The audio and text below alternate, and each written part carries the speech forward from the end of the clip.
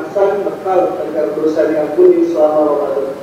Sebelum memulai kajian, Anda kali mengingatkan khususnya untuk negara pribadi dan untuk semua jemaah yang lebih dekat Allah. Marilah sama-sama kita luruskan niat kita dalam mengikuti ini untuk menghilangkan kejahilan dalam diri kita, dan juga penting untuk senantiasa menjaga adab-adab di dalam mengikuti ilmu serta mencatat berbagai faedah dan juga penjelasan dari guru kita.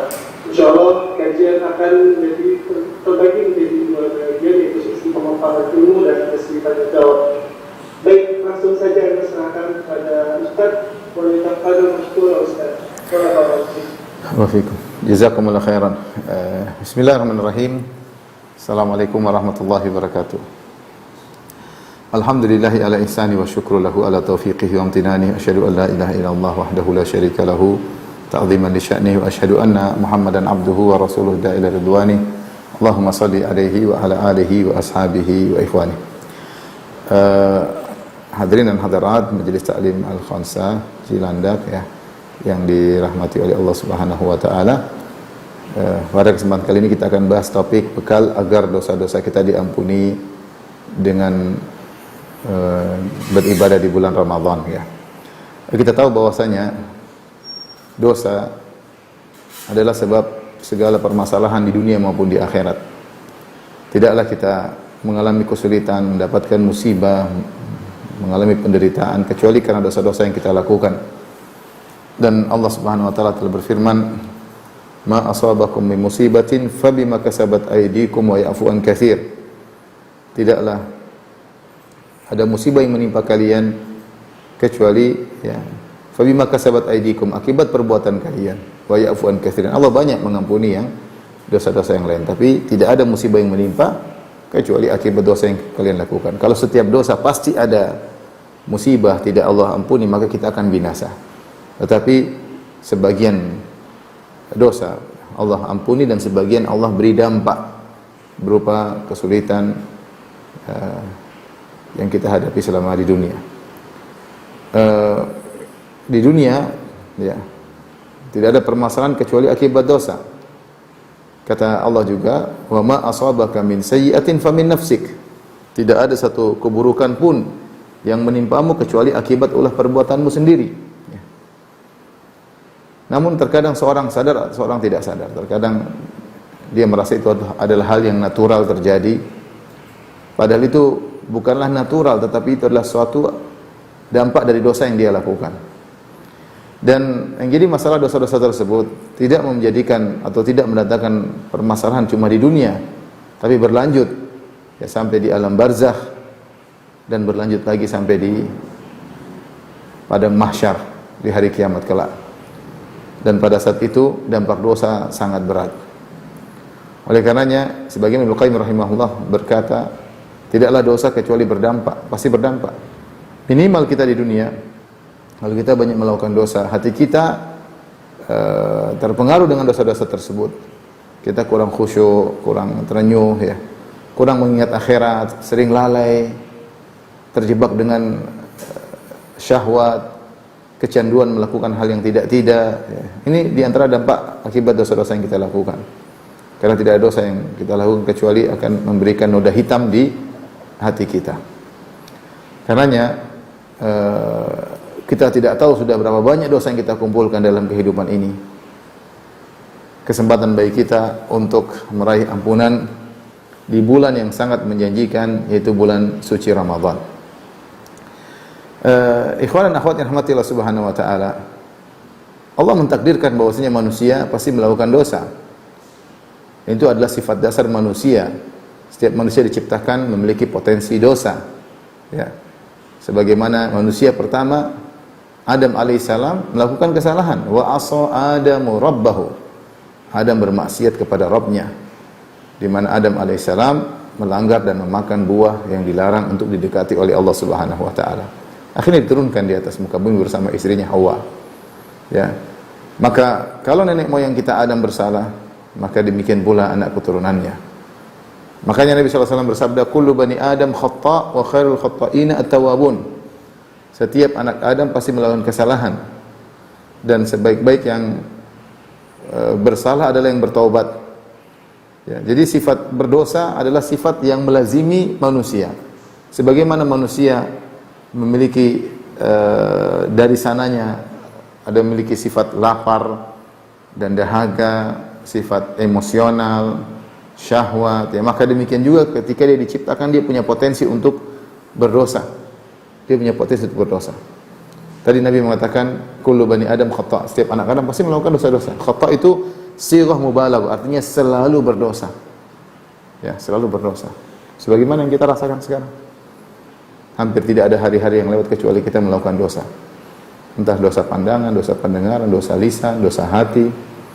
Dan Allah Subhanahu wa taala ya, dalam hadits qudsi berkata, "Ya ibadi innakum tukhti'una bil-laili wan-nahar." Wahai hamba-hambaku, sungguhnya kalian tukhti'un, melakukan kesalahan bil-laili wan-nahar. Ya, di malam hari dan di siang hari. Lantas bagaimana kita bisa selamat dari dosa-dosa yang kita lakukan? Di antaranya ada namanya amal-amal penggugur dosa yang dikenal oleh para ulama dengan istilah al-hasanat al-mahiyah, yaitu amal-amal yang bisa menggugurkan dosa. Di antara amal-amal soleh menggugurkan dosa. Contoh dalam satu hadis Rasulullah SAW bersabda, as-salawatul khams, salat 5 waktu, wal jum'ah ilal jum'ah, Jumat yang satu sampai Jumat berikutnya, wa Ramadan ila Ramadan, Ramadan yang satu sampai Ramadan berikutnya, ya, mukaffiratun ma bainahunna idza syunibatil kaba'ir, maka akan menghapuskan dosa-dosa di antara keduanya jika dijauhi dosa-dosa besar. Nabi SAW juga bersabda, al-umratu ilal umrah kaffaratun lima bainahuma, umrah yang satu dengan umrah yang lain akan menghapuskan dosa-dosa di antara keduanya. Wal hajjul mabrur laisa lahu jazaa'un ilal jannah, dan haji yang mabrur tidak ada balasan yang setimpal kecuali surga. Rasulullah SAW bersabda, man hajja wa lam yarfuth wa lam yafsuq, man hajja lillah wa lam yarfuth wa lam yafsuq raja'a min dhunubi ka yaumin waladatuhu ummuhu. Siapa yang berhaji kemudian dia tidak melakukan rafas, tidak berkata-kata kotor, tidak melakukan kemaksiatan, maka dia akan bersih dari dosa-dosanya seperti baru dilahirkan dari perut ibunya. Di sana ternyata Nabi menyebutkan amal-amal saleh yang bisa menghapuskan dosa-dosa. Di antara salat 5 waktu. Ya, sampai dalam hadis kata Rasulullah SAW, bagaimana menurut kalian idza kana nahrun bi babi ahadikum yaktasilu minhu 5 marrat, jika ada sebuah sungai mengalir di hadapan rumah salah seorang dari kalian, dia mandi 5 kali sehari, hal yabqa min daranihi syai', apakah akan tersisa kotoran di tubuhnya? Jawabannya tidak, 5 kali sehari mandi, air berlimpah ruah, ya. Oleh karenanya amal-amal ibadah di antara fungsinya bisa menggugurkan dosa-dosa. Jadi ya, banyak orang menyangka namanya penggugur dosa hanya tobat. Kalau bertobat baru dosa diampuni. Tapi ternyata tidak. Syekhul Islam Ibnu Taimiyah rahimahullah menyebutkan ada sekitar 10 penggugur dosa, sekitar 10 sebab penggugur dosa. Di antaranya adalah al-hasanatul mahiyat, yaitu amal-amal soleh yang menggugurkan dosa-dosa. Ya. Amal-amal soleh tadi sudah kita sebutkan, di antaranya salat 5 waktu, salat Jumat, puasa Ramadan, haji, umrah, ya. Ini bisa menggugurkan dosa-dosa. Sebagian ulama mengatakan bahwasanya dosa-dosa itu seperti penyakit dengan berbagai macam modelnya. Maka ada penyakit-penyakit yang bisa digugurkan dengan salat, ada penyakit-penyakit yang bisa disembuhkan dengan puasa, ada penyakit-penyakit dosa-dosa yang digugurkan dengan salat Jumat, ada penyakit-penyakit yang digugurkan dengan bulan Ramadan, ada dosa-dosa yang digugurkan oleh umrah, ada yang dosa-dosa digugurkan oleh haji. Dan demikianlah seorang berusaha melakukan al-hasanat al-mahiyah, itu amalan-amalan soleh yang bisa menggugurkan dosa-dosa. Di antara amalan istimewa yang menjanjikan untuk menggugurkan dosa-dosa adalah ibadah di bulan Ramadan. Ibadah di bulan Ramadan, ya. Ramadan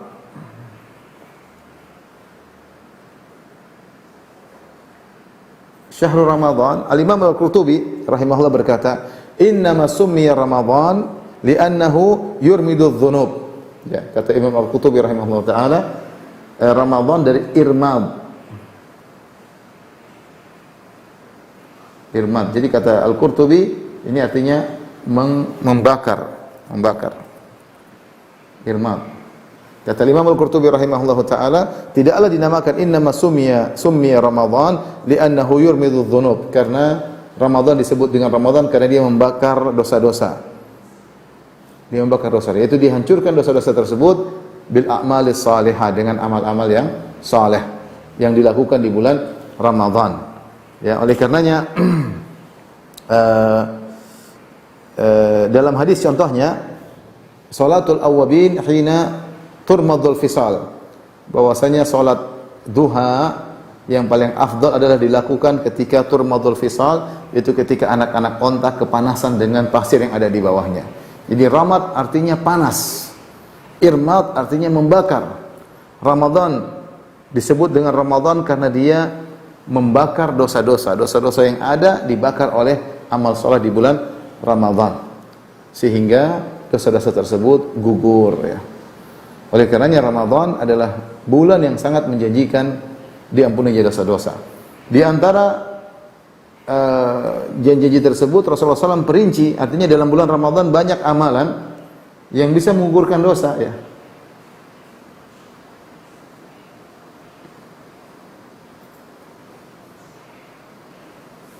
Banyak amal yang bisa menggugurkan dosa.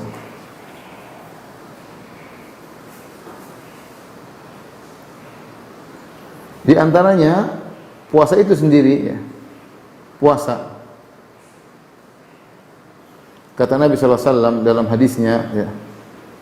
Man shoma Ramadhana imanan wa ihtisaban kufira lahu ma taqaddama min dzambih.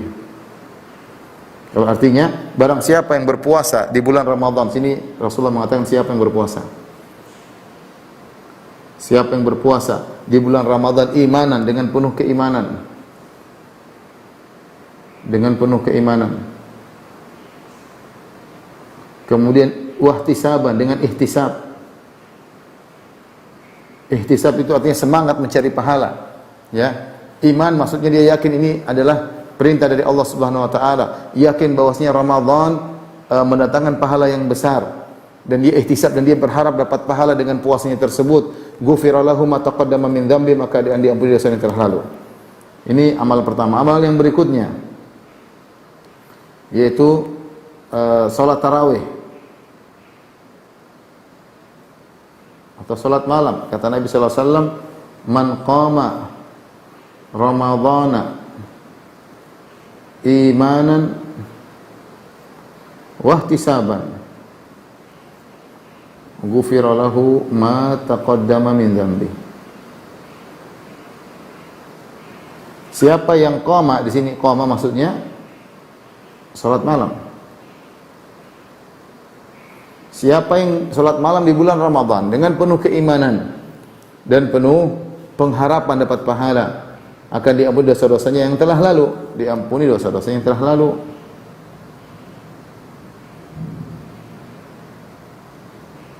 Yang telah lalu.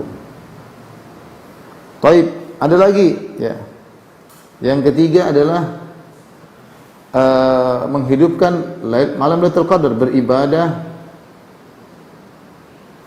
di malam Lailatul Qadar.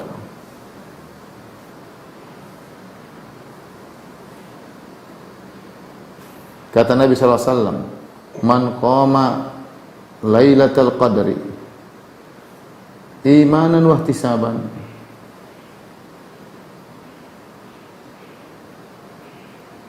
kufira lahu ma taqaddama min dzambi."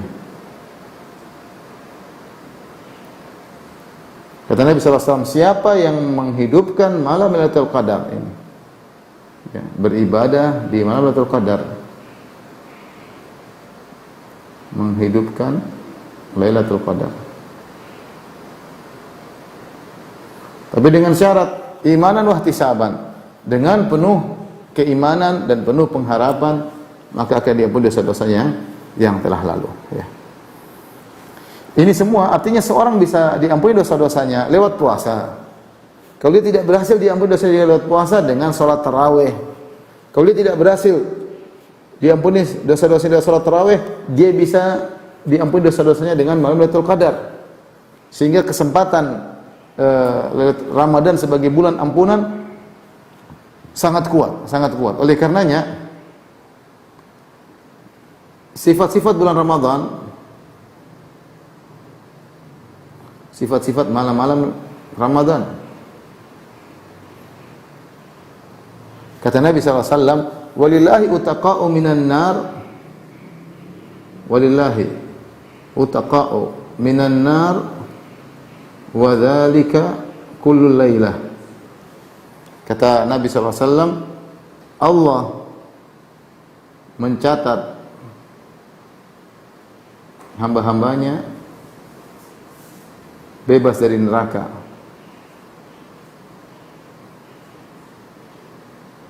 dan itu berlaku setiap malam.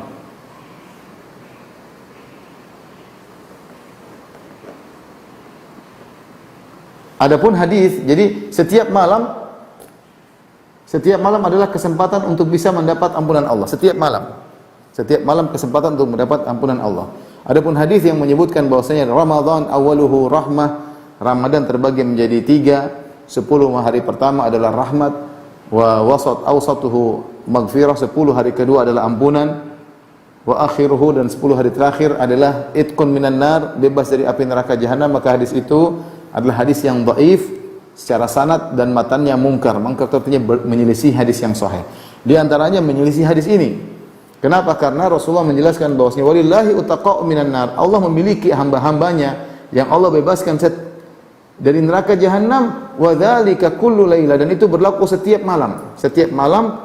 Jadi bukan 10 hari pertama rahmat, 10 hari kedua maghfirah, 10 hari ketiga itqun minan nar. Tidak, setiap malam itu ada kesempatan bebas dari api neraka jahanam. Percuma kalau dapat rahmat tapi tidak diampuni.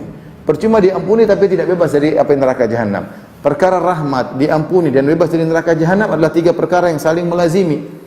Dan itu ternyata berlaku setiap malam. Berlaku setiap malam. Artinya apa?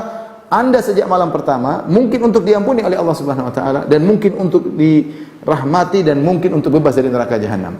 Kalau Anda tidak berhasil malam pertama, masih ada malam kedua. Anda tidak berhasil malam kedua, masih ada malam ketiga. Anda tidak berhasil malam ketiga, dan seterusnya sampai malam terakhir bulan Ramadan.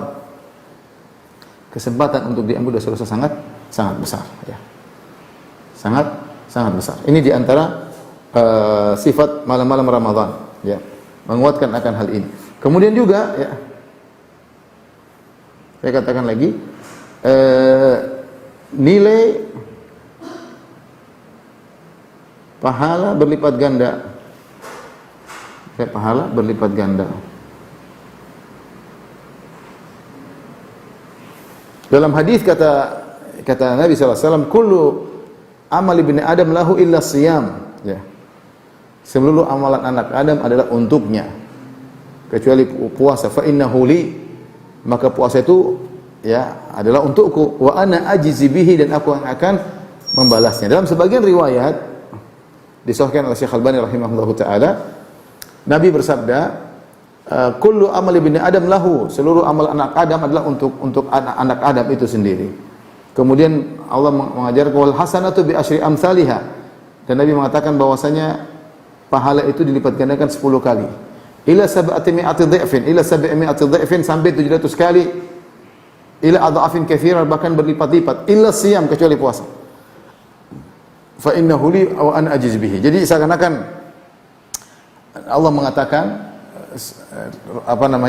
Rasulullah menjelaskan amal soleh itu minimal 10 kali lipat, kalau enggak 700 kali lipat, kalau enggak lebih daripada itu. Kecuali puasa, maka kelipatannya terserah Allah Subhanahu wa taala. Amal di bulan Ramadan, terutama puasa, pahalanya berlipat-lipat. Sebagai bukti akan hal ini bahwasanya umrah di bulan Ramadan seperti haji.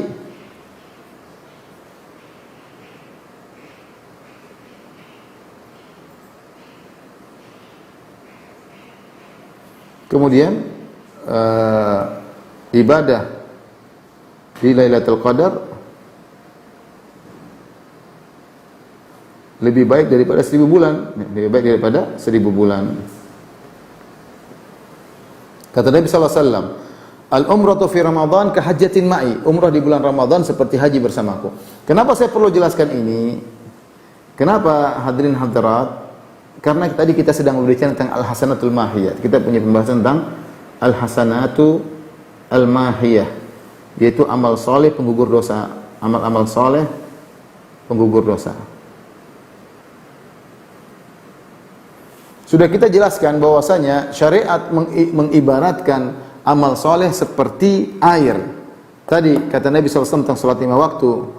Ya, bagaimana menurut kalian ya, idza kana hunaka nahrun bi ba'dhi ahadikum, ada sungai di depan pintu rumah salah seorang dari kalian. Yaktasilu minhu 5 marrat. Dia mandi di sungai tersebut 5 kali dalam sehari. Itu salat 5 waktu. Hal yabqa min daranihi syai'? Apakah masih tersisa kotoran di tubuhnya kalau dia mandi 5 kali sehari? Jawabannya tidak. Itu dalil bahwasanya amal soleh itu ibarat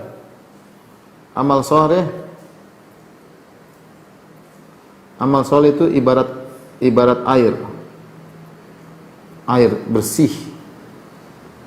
bersih atau air suci. Dosa-dosa ibarat najis atau kotoran. Nah, jika kita memiliki air bersih yang banyak, kotoran-kotoran akan mudah hapus. Kotoran-kotoran itu akan mudah hapus. Oleh karenanya ketika ada seorang Arab Badui kencing di masjid, maka Nabi minta didatangkan 1 ember air. Kenapa? Karena untuk menghilangkan najis ini butuh air yang banyak. 1 ember baru bisa hilang najis kencingnya orang Arab Badui tadi. Nah, ini kesempatan bagi kita. Ini semua saya bawakan beberapa ini bahwasanya dalam bulan Ramadan banyak amal yang bisa menggugurkan dosa. Ramadan sendiri artinya bulan penggugur dosa, ya. Ramadan sendiri artinya bulan penggugur dosa. Tapi ini kita ini dulu saya bahas tentang hadisnya, ya. Jadi mau kita jelaskan, seorang dia bisa gugur dosanya dengan puasa. Kalau tidak puasa tidak bisa gugur dosanya karena puasanya masih enggak beres, dengan salat tarawih. Kalau salat tarawihnya ternyata masih enggak beres, bisa dengan beribadah di malam Lailatul Qadar, 1 malam aja, dia penting dia serius. Kalau dia tidak bisa berhasil lagi, maka kebangetannya. Kemudian di antara hal yang menunjukkan Ramadan adalah bulan mudah diampuni dosa-dosa. Ternyata Allah menjanjikan setiap malam bulan Ramadan adalah itqun minan nar, walillahi utaqa'u minan nar. Bahwasanya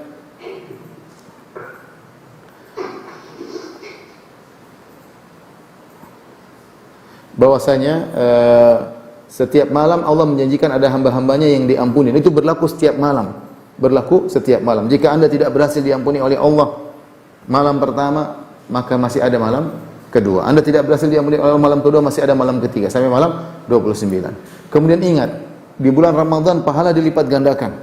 Meskipun kita tidak tahu berapa kali dilipat gandakan, tapi akan dilipat gandakan dengan pahala yang sangat banyak. Dan sebagaimana kita jelaskan, kebaikan-kebaikan yang banyak ini kalau sudah sangat banyak bisa menggugurkan dosa-dosa.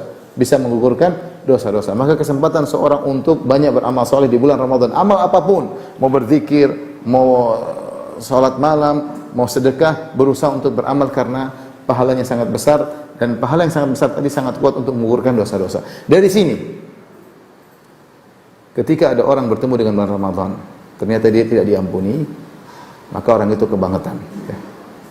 Maka satu hari ketika Rasulullah SAW naik mimbar di tangga pertama, Rasulullah berkata amin, sallallahu alaihi wasallam, amin.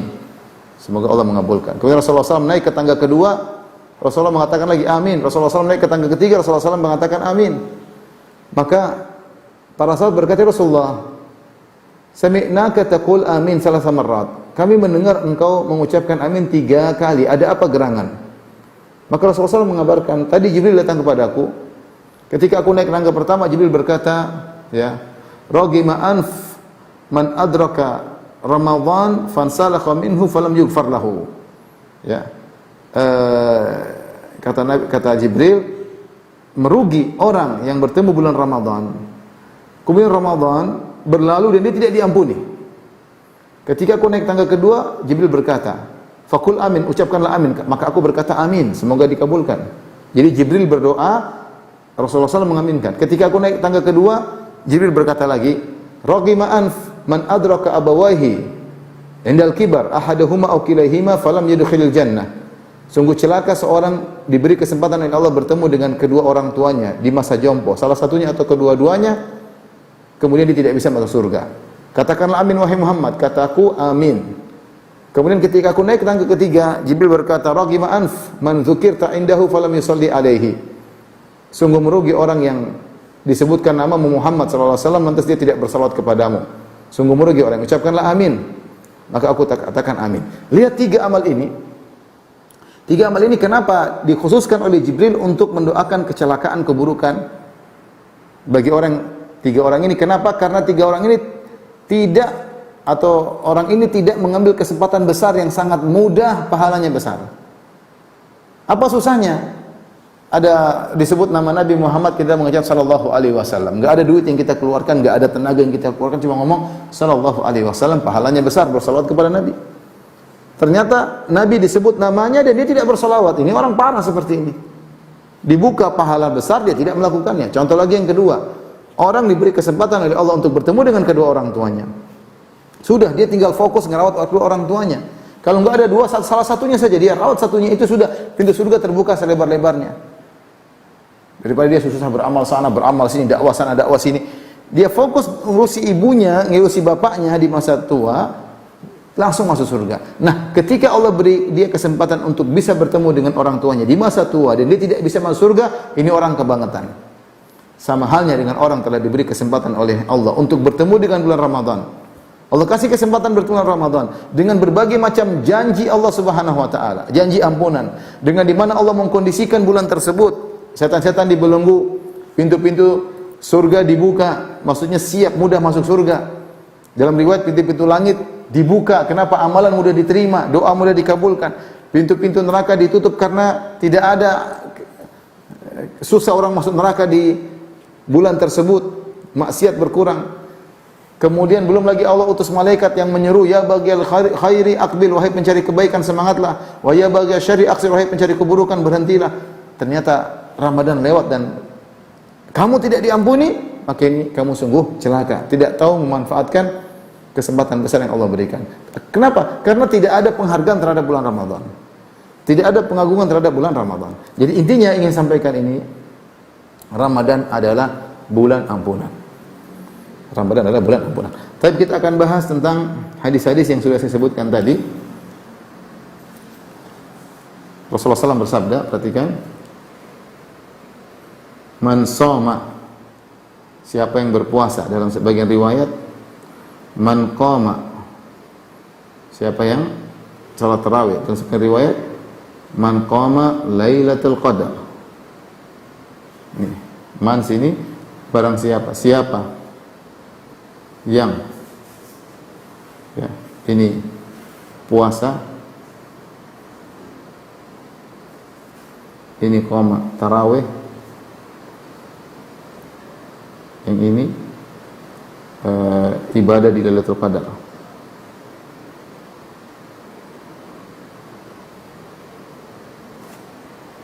Ada puasa, ada tarawih, ada ibadah Lailatul Qadar. Man qama asama atau beribadah Lailatul Qadar Ramadhana, ya.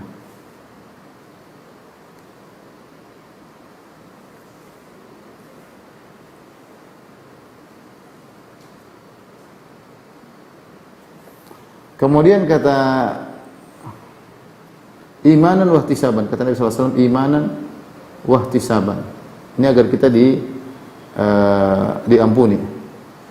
Ghufira lahu ma taqaddama min dzambih. Siapa yang puasa atau salat malam atau menghidupkan ibadah di Lailatul Qadar imanan, dengan penuh keimanan. Dengan penuh keimanan. Ihtisaban, dengan penuh pengharapan.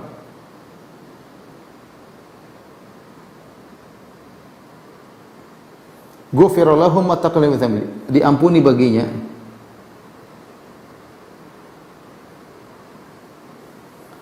dosa-dosanya yang telah lalu. Dosa-dosanya yang telah lalu.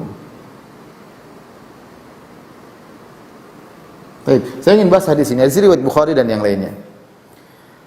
Pertama, man, siapa? Ini umum. Umum. Laki-laki, perempuan, ya. Laki, perempuan, ustadz, audiens, siapapun, umum. Ya. Siapa saja yang berpuasa di bulan Ramadan atau salat tarawih di bulan Ramadan atau menghidupkan Lailatul Qadar dengan penuh keimanan. Keimanan apa? Iman, beriman.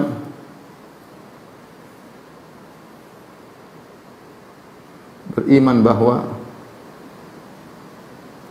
ini adalah syariat Allah.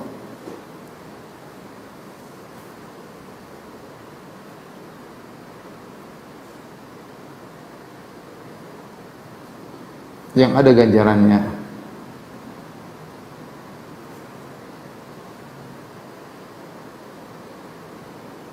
Insya Allah. Jadi dia bukan berpuasanya sekedar ikut-ikutan, tapi dia ini syariat Allah. Di balik syariat ini ada hikmahnya. Ada yang Allah kehendaki di balik syariat ini. Dengan penuh harapan, ihtisaban. Apa makna ihtisab? Secara makna artinya berharap pahala.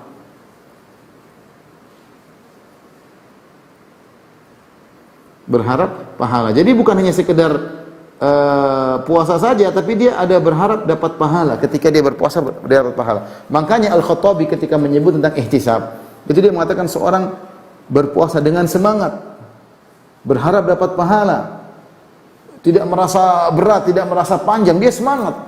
Dia lapar, dia haga, tapi dia semangat menghadapinya. Jadi berharap pahala, ihtisab maksudnya semangat. Nah, ini kalau kita ingin diampuni dosa-dosa kita. Apa balasannya kalau kita berpuasa dengan memenuhi persyaratan ini? Ghufirallahu, diampuni dosa-dosanya, ma taqaddama min dzambi, dosa yang telah lalu. Nah, di sini ada yang dimaksud dosa-dosa yang telah lalu, apa maksudnya? Dosa-dosa kecil.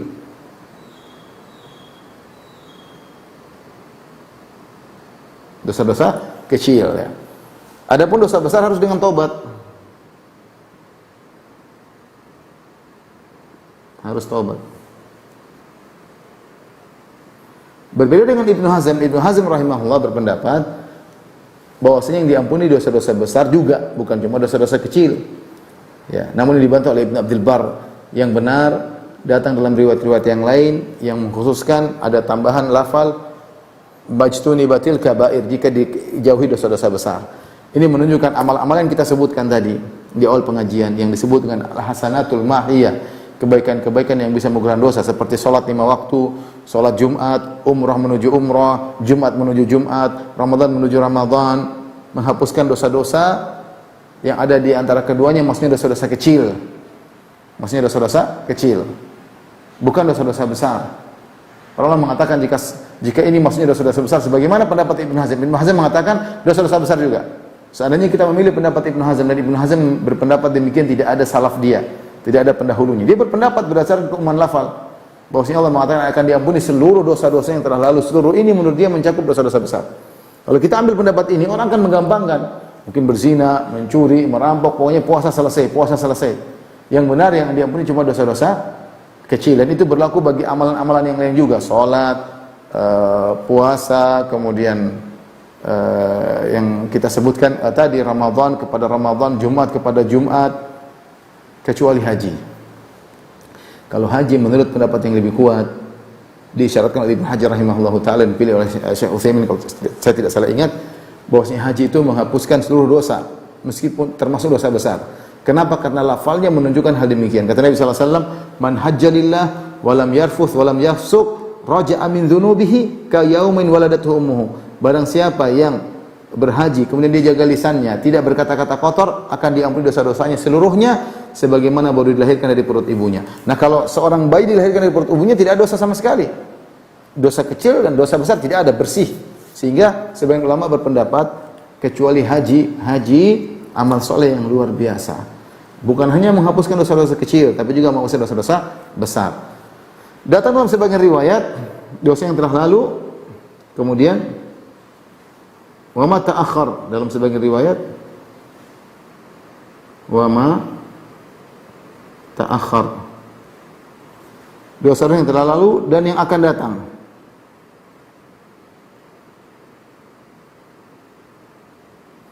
Jadi yang diampuni bukan cuma dosa yang terlalu, dosa yang akan datang juga. Namun ini lafalnya syadz, ini dhaif, tambahannya syadz. Tambahan ini syadz, yaitu lemah. Yang benar hanya dosa-dosa yang telah lalu. Ini yang benar ya. Ini yang benar, hanya dosa-dosa yang telah lalu. Adapun ini tambahan yang salah ya. Ya. Baik, dari sini kalau kita tahu bahwasanya dosa-dosa kecil ya, yang diampuni hanya dosa-dosa besar hanya dosa-dosa kecil dengan puasa, maka mengharuskan kita ya untuk bertobat. Karena dosa besar hanya diampuni dengan bertobat. Mengharuskan kita untuk bertobat. Sehingga kita meraih kesempurnaan di bulan Ramadan. Dosa-dosa besar kita bertobat, dosa kecil seluruhnya diampuni. Dosa kecil kita banyak. Salah mandang, salah dengar, banyak dosa kecil kita lakukan. Ya banyak. Oleh karenanya ketika bulan Ramadan hendaknya kita bertobat. Sebelum Ramadan kita bertobat. Dan Imam Nawawi berkata bahwasanya kewajiban bertobatlah kewajiban yang disegerakan. Seorang harus segera bertobat, jangan tunda-tunda, terutama di bulan Ramadan. Ibadah tobat yang menjadi ibadah yang sangat agung. Maka jangan lupa untuk bertobat sebelum menyambut bulan Ramadan. Kemudian beribadahlah dengan sungguh-sungguh. Baik, ini semua penjelasan tentang bahwasanya bulan Ramadan adalah bulan yang sangat menjanjikan. Nah, apa yang kita lakukan agar kita bisa mendapatkan seluruh janji-janji tersebut di bulan Ramadan? Ini yang mau kita singgung sedikit insyaallah setelah ini.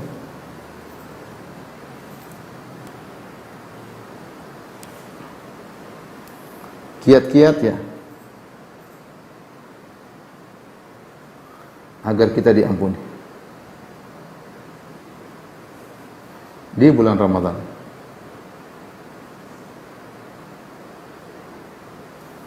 Saya sudah sebut yang pertama. Yang pertama, jangan lupa puasa tarawih Lailatul Qadar dengan ihtisab. Perhatikan.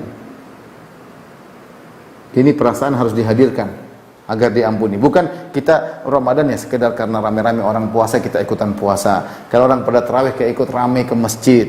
Kalau Lailatul Qadar ikut-ikutan iktikaf. Tidak, hadirkan dalam perasaan, hadirkan dalam perasaan. Ini penting. Hadirkan dalam perasaan, dalam niat.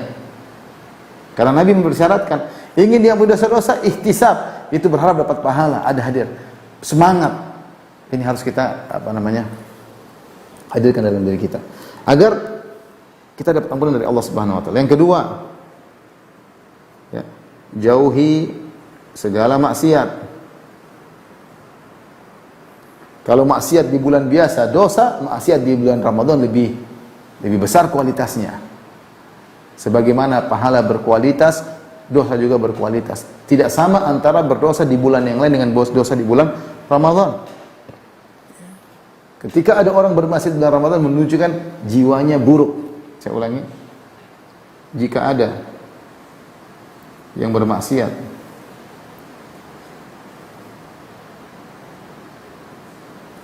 di bulan Ramadan menunjukkan watak aslinya, menunjukkan watak asli jiwanya.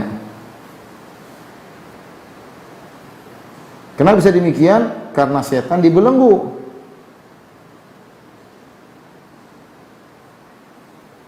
Nah, berarti kalau kamu jahat, kamu tukang maksiat, berarti jiwamu yang bermasalah. Karena tidaklah seorang melakukan maksiat kecuali di antara dua faktor. Ada faktor internal, ada faktor eksternal. Faktor eksternal adalah iblis dan teman-temannya, setan-setan. Faktor internal adalah jiwa kita yang buruk. Nah, kalau iblis setan dipenjarakan, dibelenggu, kita masih terus melakukan maksiat, masih hobi nonton, berarti hati kita yang bermasalah. Berarti ya jiwa kita bermasalah. Dan ingat, tujuan kita berpuasa adalah untuk mencapai ketakwaan. Kenapa kita berpuasa? Allah berkata, la'allakum tattaqun, agar kalian bertakwa. Itu tujuan dari berpuasa, la'allakum tattaqun. Kemudian juga dalam satu hadis kata Rasulullah SAW, laisa siyamu minal akal wa syurbi. Bukan hakikat puasa adalah berpuasa dari makan dan minum. Innamas siyamu minal lagwi war rafath. Sungguhnya puasa itu innamas siyam, puasa yang sungguhnya puasa dari perbuatan sia-sia dan perbuatan kata-kata kotor. Itu puasa yang sungguhnya. Makanya Rasulullah SAW berkata, "Idza kana yaumi siyami ahadikum fala yarfuth wala yafsuq." Kalau salah seorang dari kalian sedang berpuasa, maka jangan dia kata-kata kotor, jangan dia berkata-kata yang tidak benar, wala yashab, jangan teriak-teriak.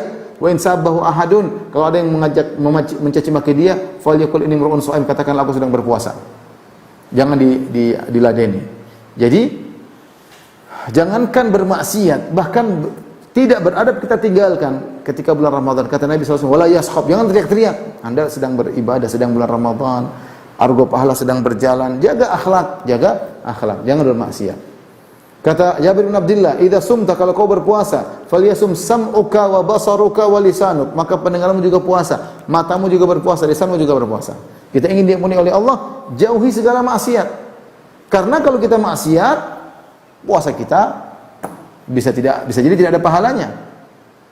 Paling tidak berkurang pahala puasa tersebut. Dan kalau pahala puasa kita berkurang, untuk menjadikan dia sebab ampunan dosa agak berat, agak sulit. Makanya jauhi segala maksiat. Paksa diri di bulan Ramadan, jaga mata, jaga pendengaran, jaga lisan, jangan suka komentar. Udah diam aja, kalau enggak perlu komentar, enggak usah komentar, jaga diri. Karena kita sayang dengan hari-hari yang sangat mulia, 29 hari, 30 hari yang akan lewat begitu saja, akan lewat dan akan lewat. Nah, bagaimana ketika melewati kita? Apakah kita maksimal, optimal atau tidak? Ya. Oleh karena agar kita jauhi segala maksiat. Kemudian jangan lupa bikin jadwal. Jadwal banyak, jangan lupa. Jadwal baca Quran.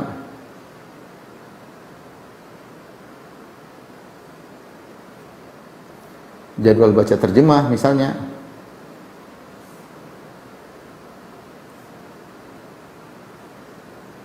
Jadwal ngaji tafsir.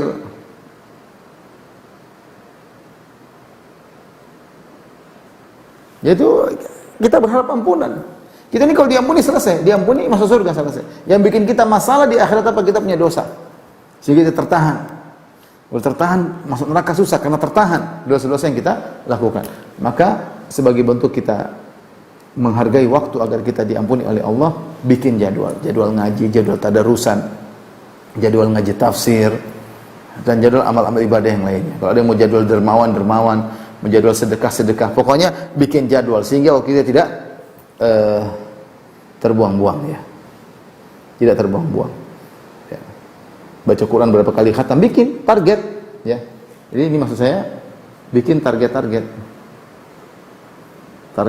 yang logis, yang mungkin untuk kita kerjakan sehingga ketika kita memiliki target kita bisa diampuni oleh Allah Subhanahu wa taala.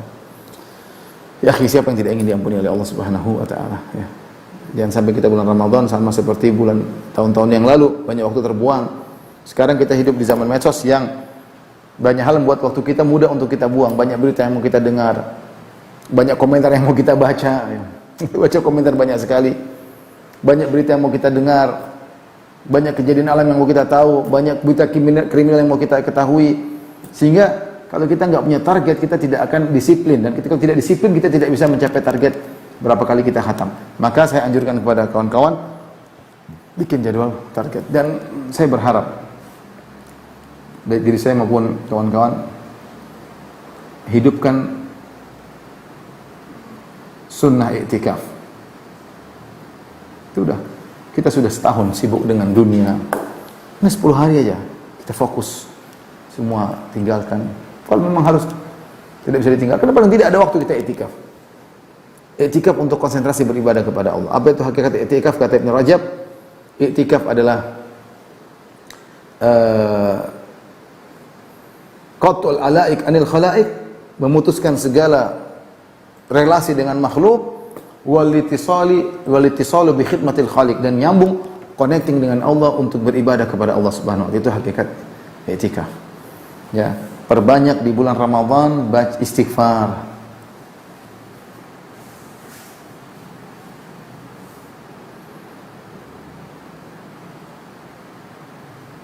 Di antaranya ketika di malam-malam yang kita harapkan Lailatul Qadar, kita mengatakan Allahumma innaka afun tuhibbul afwa fa'fu anni. Ya Allah, semuanya Engkau Maha Pengampun dan Engkau mencintai pengampunan, maka ampunilah kami. Ini hanya sekedar ide rambu-rambu yang hendaknya kita perhatikan. Kita nggak tahu sampai kapan apa kita masih bisa bertemu Ramadan. Kalau bertemu Ramadan apakah bisa sampai selesai? Jangan kita menyesal karena saudara-saudara kita banyak yang sudah tidak bisa Ramadan lagi. Sudah tidak bisa beribadah puasa lagi tahun ini karena mereka telah dipanggil oleh Allah Subhanahu wa taala. Di antara mereka ada yang sejawat kita, ada yang lebih muda daripada kita, ada yang lebih tua sedikit daripada kita, ada yang lebih kaya daripada kita, ada yang lebih sehat daripada kita, namun dipanggil oleh Allah Subhanahu wa taala. Nah, kita diberi kesempatan dengan izin Allah Subhanahu wa taala untuk bertemu dengan sebentar lagi bulan Ramadan. Mudah-mudahan kita dipertemukan dengan bulan Ramadan. Kalau bertemu, mudah-mudahan sampai selesai. Maka fokus beribadah. Udahlah. Kita enggak tahu kapan dipanggil oleh Allah Subhanahu wa taala. Jangan terlalu sibuk dengan urusan yang tidak bermanfaat. Baca Quran, baca Quran, baca Quran, baca Quran, baca terjemah, baca tadabbur. Nikmati kelezatan baca tafsir Al-Qur'an, nikmati duduk di pojok baca sendiri ayat demi ayat, nikmati ya. Itu semua mendatangkan pahala yang besar dan menyebabkan diampuni dosa-dosa kita oleh Allah Subhanahu wa taala. Mungkin demikian rekan-rekan di Al-Khansa Cilandak yang dirahmati Allah Subhanahu wa taala. Intinya bulan Ramadan adalah bulan ampunan. Amal apapun yang kita fokuskan, kita kerjakan dengan baik bisa mendatangkan ampunan. Maka sungguh celaka seorang yang diberi kesempatan sebesar-besarnya oleh Allah untuk diampuni oleh Allah Subhanahu wa taala, dikondisikan bulan Ramadan ternyata tidak berhasil, dia malah buang-buang waktu, bahkan dia bermaksiat di bulan Ramadan. Maka sungguh celaka orang tersebut. Semoga kita dijauhkan dari sifat-sifat buruk di bulan Ramadan. Wallahu taala alam bisawab. Kalau ada yang bertanya saya persilakan.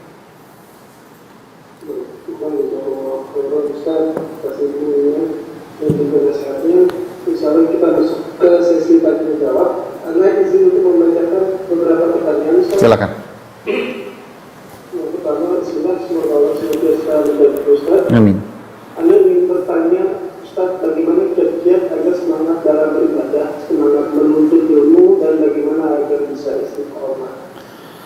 Saya rasa tidak ada yang buat kita semangat kecuali kita tahu umur kita sebentar. Kita nggak tahu kapan dipanggil oleh Allah. Kapan seorang sering mengingat mati, dia akan semangat.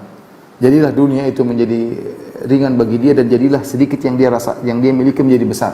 Tidaklah disebut kematian fi qalilin illa katsarahu wala dzukira fi katsirin illa qallalahu. Kata Nabi sallallahu alaihi wasallam, tidaklah kematian diingat dalam kondisi sedikit harta kecuali kita merasa harta itu cukup banyak karena ini dunia cuma sebentar, ini sudah cukup berlebihan. Dan tidaklah kita ingat kematian di dalam harta kita yang banyak kecil, kita menganggap itu kecil. Ngapain saya kejar-kejar orang, saya akan meninggalkan dunia ini. Oleh karenanya kalau kita sadar kita akan meninggal dunia, kita akan semangat. Ya, makanya ketika Ibnu Umar radhiyallahu ta'ala anhuma meriwayatkan hadis dari Nabi sallallahu alaihi wasallam, Nabi berkata, "Kun fid dunya ka'annaka gharibun aw abiru sabil." Jadilah kau di dunia seperti orang asing yang tinggal di sebuah tempat asing, enggak ada yang kenal dia. Ya, asing, dia tidak banyak bergaul, dia tinggal secukupnya, kemudian dia pergi pulang kampung. Aw abiru sabil, atau hanya sekedar numpang lewat. Ini lebih dahsyat lagi. Cuma numpang lewat di dunia ini. Makanya dia mengatakan mali walid dunya inna masali masalud dunya karaqibin istadhalla tahta syajarah thumma raha fataraka. Apa urusanku dengan dunia, kata Rasulullah sallallahu alaihi wasallam. Perumpamanku di dunia seperti seorang musafir yang mampir di bawah sebuah pohon sebentar, istirahat sebentar kemudian melanjutkan perjalanan.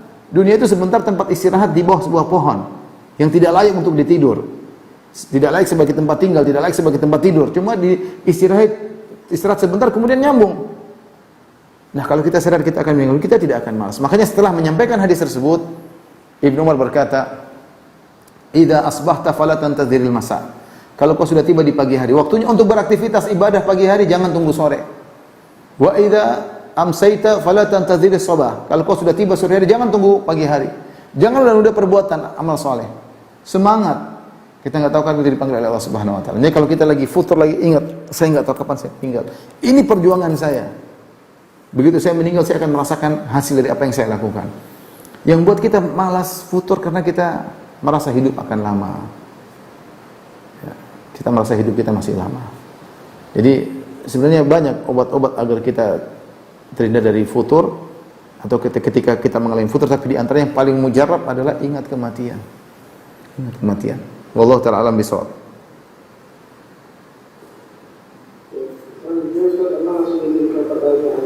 Silakan. Izin bertanya, dalam sholat sunnah, saya suka membaca surat pendek dengan Al-Quran sampai khatam. Pertanyaannya, di bulan Ramadan bolehkah mengkhatamkan Al-Quran digabung antara tadarus dengan baca surat pendek dalam sholat agar lebih sering khatam atau lebih sendiri, dan juga bolehkah yang cuma membaca surat Al-Kahfi dalam sholat sunnah atau lebih baik dibaca sambil ada saja. Enggak ada masalah, seorang boleh menghatamkan Quran, digabung menghatamkan Quran dalam sholatnya seluruhnya, atau digabungkan antara dengan baca pegang mushaf dengan bacaan dalam sholat, tidak ada masalah. Yang penting yang penting dia baca, ya dia baca. Apakah dalam sholat di luar sholat tidak jadi masalah. Misalnya dia baca juz 29 dengan pegang di luar sholat, juz 30-nya dia baca dalam sholat, sehingga akhirnya dia khatam, enggak ada masalah karena bacaan dalam sholat dianggap dia sedang baca Al-Quran. Bacaan dalam sholat dianggap dia sedang baca Al-Quran. Dan bukankah ketika kita bulan Ramadan, imam-imam di Masjid Nabawi, Masjid Haram, mereka menghatamkan Al-Quran bukan baca di luar sholat, tapi mereka baca dalam sholat. Mereka baca dalam sholat. Oleh karenanya, Syekhul Islam Ibnu Taimiyah rahimahullah menyebutkan, Al-Quran paling terbaik dibaca dalam sholat. Al-Quran paling terbaik dibaca dalam sholat. Kenapa? Karena ketika kita dalam sholat kita bertoharoh, kita sedang fokus, sedang berhadapan dengan Allah, kita lebih konsen, kita pahami maknanya dengan baik, sehingga Al-Quran terbaik dibaca dalam sholat. Maka siapa yang menghatamkan Quran, misalnya dia baca juz 1 di luar sholat, juz 2 dalam sholat, lanjut aja langsung juz 3 di luar, enggak ada masalah. Bukan harus di luar sholat, bukan harus dalam sholat, terserah.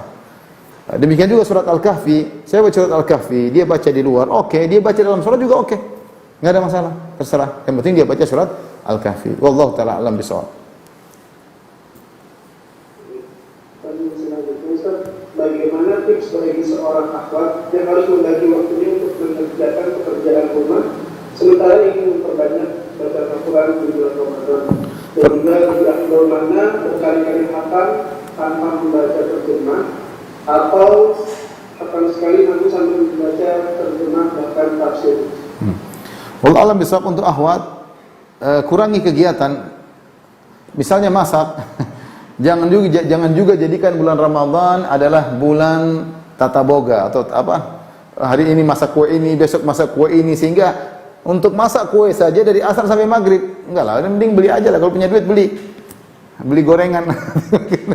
Tapi kalau maksudnya jangan buat bulan Ramadan sebagai hari-hari untuk untuk uji coba makanan, menu baru, enggak. Kalau mau diuji nanti sebelum Ramadan, nanti begitu Ramadan tinggal masak. Mau saya karena waktu kita terbatas. Kita benar niat untuk menyenangkan suami, tapi ada waktunya. Jadi pertama ini, hindari hal-hal yang tidak bermanfaat atau memakan waktu yang panjang. Di bulan Ramadan waktu kita mahal. Sebenarnya harus masak dengan waktu yang panjang, jangan. Kalau masak waktu yang wajar oke, tapi kalau masak waktu yang panjang, butuh waktu yang panjang, mending beli ya. Makanya saya sering sampaikan, saya sering di kota Madinah, khotib ceramah.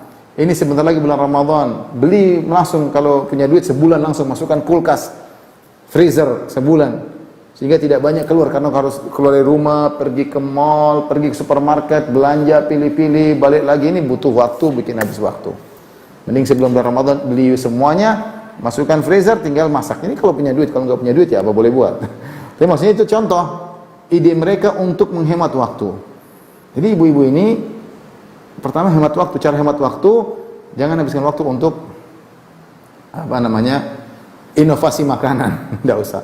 Ya masak yang biasa aja, yang wajar, biasa, enak, yang enak kita masak yang sudah biasa. Ya. Yang kedua, ketika dia harus masak dan mengurusi anak istri, mengurusi anak dan suami, niatkan karena Allah Subhanahu wa taala. Karena kata Allah, wa ta'awanu 'alal birri wat taqwa, saling tolong menolong dalam kebajikan dan ketakwaan. Di antara bentuk tolong menolong adalah kita menyiapkan buka puasa buat suami, kita menyiapkan sahur buat suami. Sudah, meskipun itu mengorbankan waktu kita untuk baca Quran, ada masalah di pahala. Tapi tadi secukupnya, jangan masak yang butuh waktu 2 jam, 3 jam kelamaan. Masak yang normal 1 jam masak, oke. Ya, jangan sampai masak 4 jam, 5 jam, enggak. Mending kita beli daripada, kalau kita punya uang, mending kita beli daripada kita habis waktu. Mending kita baca Quran daripada kita habiskan waktu untuk masakan seperti itu. Jadi niatkan kegiatan kita dalam berkhidmat kepada anak dan suami karena Allah Subhanahu wa taala. Sehingga ketika kita masak, kita akan dapat pahala. Dan saya sarankan ketika ibu-ibu pun sedang masak, sambil dengar sesuatu, dengar kajian tafsir, kayak bisa dengar sambil kajian tafsir, juz amma yang sudah kita hafal sambil kita masak. Ya, sehingga kita terfokus dan ada pahala yang kita dapatkan. Kalau enggak, kita sambil istighfar, astagfirullah. Jadi sambil masak pun tidak buang-buang waktu. Masaknya sendiri dapat pahala karena niat kita karena Allah, sambil mendengar pengajian atau sambil berzikir juga mendatangkan pahala dari Allah Subhanahu wa taala. Ini saya rasa mungkin yang perlu diperhatikan oleh para ibu-ibu. Wallahu taala alam bisawab. Mengenai tadi baca mana yang lebih baik, baca khatam atau baca terjemah atau baca tafsir? Tentunya khatam tanpa memahami maknanya kurang bagus. Dapat pahala dapat, tapi lebih bagus dia membaca dan dia pahami maknanya. Makanya Ibnu Qayyim mengatakan qira'atu ayatin bitadabbur yatafakkurin wa ta'aqqulin khair min khatmah bila tadabbur. Membaca satu ayat dengan tadabbur, dengan menghayati lebih afdal daripada khatam Quran tapi tidak mengerti maknanya. Maka saya sarankan kepada para hadirat, para ibu-ibu, Ramadan kali ini cuma punya program baca terjemah dari awal sampai akhir. Baca saja. Tafsirnya kalau pingin aja. Kita lagi baca tahu-tahu ada ayat menarik, kita pingin baca tafsirnya. Enggak apa-apa. Kalau lagi biasa baca terus saja nama. Karena kalau kita baca tafsir mungkin enggak akan selesai, tapi berusaha kita melewatkan Quran dari awal sampai akhir dengan paham. Kalau orang sudah ngerti bahasa Arab mereka ya sudah, tapi yang tidak ngerti bahasa Arab pegang Quran, pegang terjemah, baca ayat maksudnya apa. Kalau ada yang perlu kita penasaran, kita baca tafsirnya. Wallahu taala alam bisawab.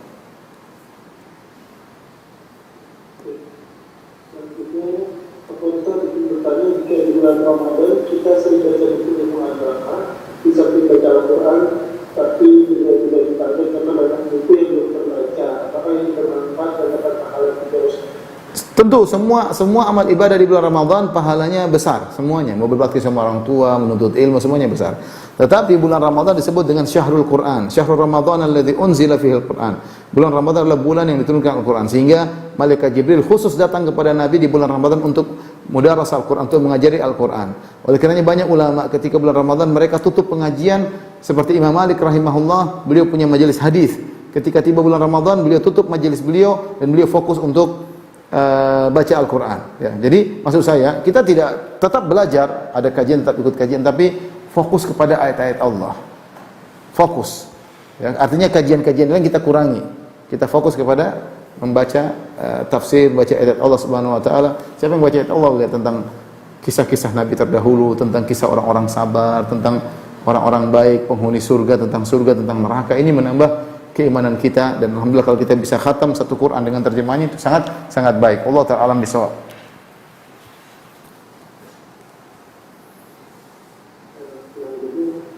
Terkait dosa besar, katanya perlu bertaubat. Apakah kalau bertaubat secara umum, seperti bertaubat dari semua dosa besar syirik yang pernah diperbuat, atau harus khusus masing-masing dosa besar yang pernah diperbuat? Ini mungkin tidak ada sertifikat seperti itu.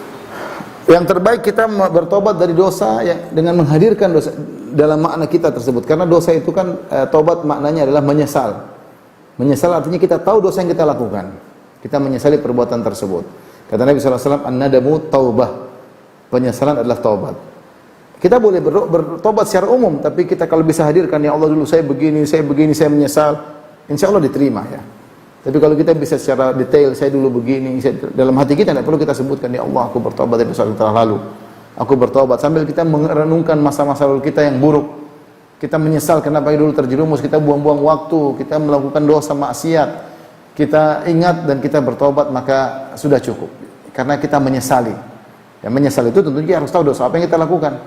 Bukan kita minta ampuni Allah ampuni, tapi kita tidak tahu dosa-dosa apa yang kita lakukan. Ini kurang afdal. Yang afdal adalah seorang bertobat dengan menyesali. Menyesal itu menyesali dosa-dosa yang pernah dia lakukan, sehingga dia tahu dosa-dosa apa yang dia lakukan. Allah ta'ala alam bisawab.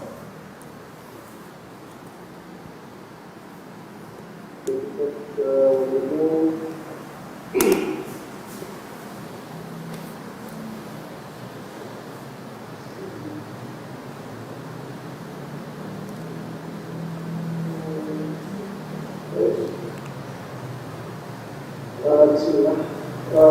Kami ingin bertanya Ustaz, bagaimana kiat-kiat agar semangat ibadah yang khusus di bulan Ramadan menuntut ilmu dan agar bisa istiqomah.